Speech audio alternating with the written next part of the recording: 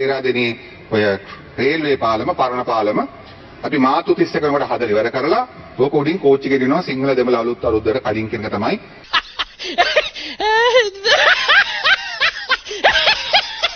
එයාලා ඇහුවා වගේම ඇහුවට කමක් නැද්ද?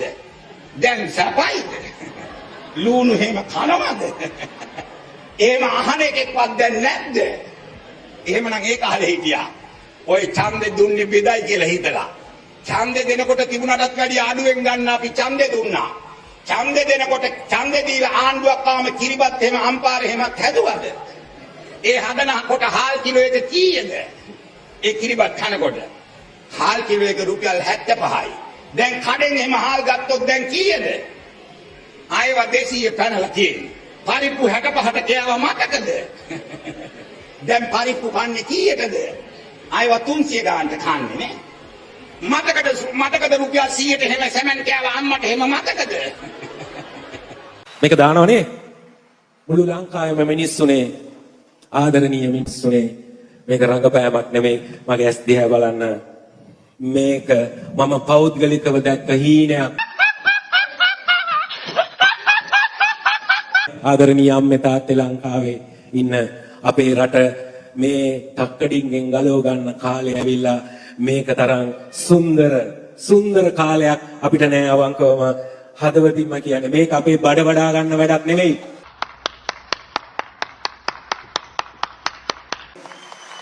මෙතන ඉන්නේ ටීම් එකක් හොඳේ.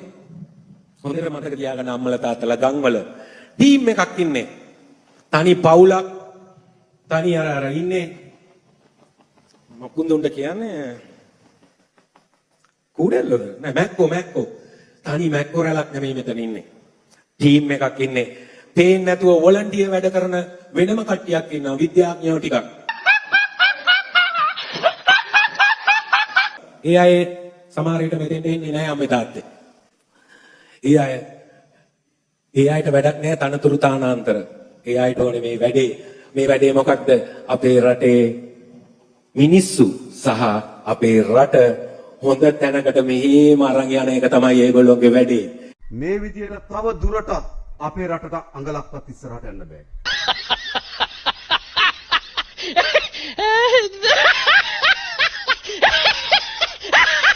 මේ විදියට තව දුරටත් අපේ රටේ ජනතාවට ජීවත් වෙන්න බෑ. ඒ නිසා මේක වෙනස් කරන්න ඕන. මොකද කියන්නේ? වෙනස් කරන්න ඕනේ නැද්ද? වෙනස් කරන්න ඕනේ. පමා වෙන දිනයක් පාසා පමා වෙන සතියක් පාසා රට ඉතාම අනතුරු අගාධයකට මේ පාලක කණ්ඩායම විසින් හෙළනවා. ඇටෙත් එක්කම පලා ගත්තා නම් තමයි හොඳ. තවම ලයිට් කැපිල්ලක් නැහැ. දැන් සිදු වෙන්නේ බිඳ වැටීම්. බලශක්ති අමාත්‍යවරයාගේම ප්‍රකාශය. මේවා ජනතාව නොමග යවන්න මතු කරන ප්‍රශ්න.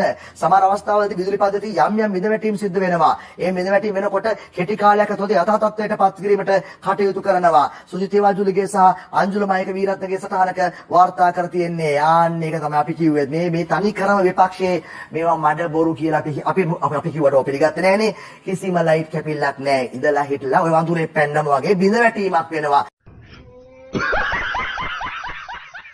පොඩ්ඩක් මෙන්න මේ වචනේ පොඩ්ඩක් ආයි නෝට් කරලා තියාගෙන වරහන් ඇතුලේ තවම ලයිට් කැපිල්ලක් නැහැ. අනිත් එක මේ දවස්වල වෙනවා ඇත්තේ බලශක්ති කළමනාකරණය, සංරක්ෂණය, මැනේජ්මන්ට් එක සුරක්ෂිත කිරීම, ඒ වගේ දේවල් තමයි වෙනවා ඇත්තේ.